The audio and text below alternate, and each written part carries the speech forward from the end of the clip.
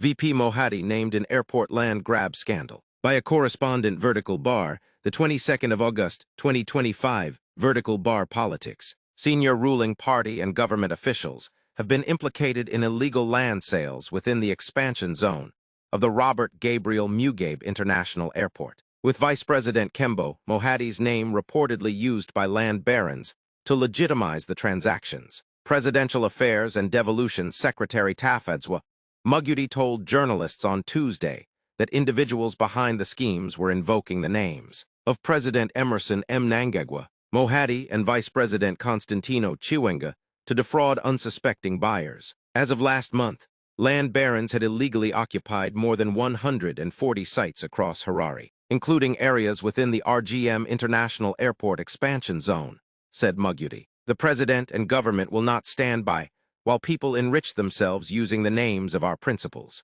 This is no longer a civil matter.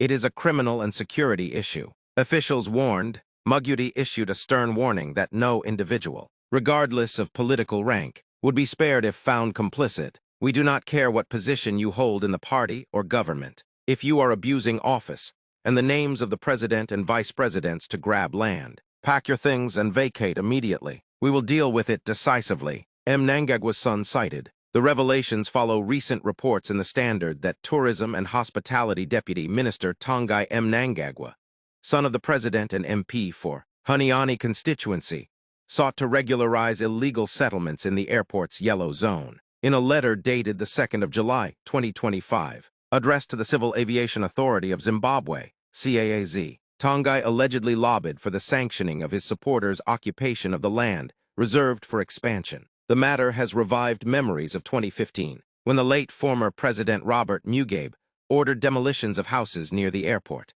calling them an eyesore and a serious security threat. Party logos, fake letters used. Mohadi also accused unnamed senior officials of abusing ZANU-PF logos and writing fraudulent letters to authorize land seizures while demanding payments from desperate home seekers and businesses. This habit of pegging land and lying that government has stopped demolitions must end, Mohadi said. The Presidential Title Deeds Program is not a certificate of authenticity for criminals. Land is not bought like sweets on the road. Despite repeated government audits over the years, findings on illegal land allocations have rarely been made public. Illegal settlements controlled by politically connected land barons continue to mushroom across Harare, with periodic demolitions by council authorities failing to provide a lasting solution.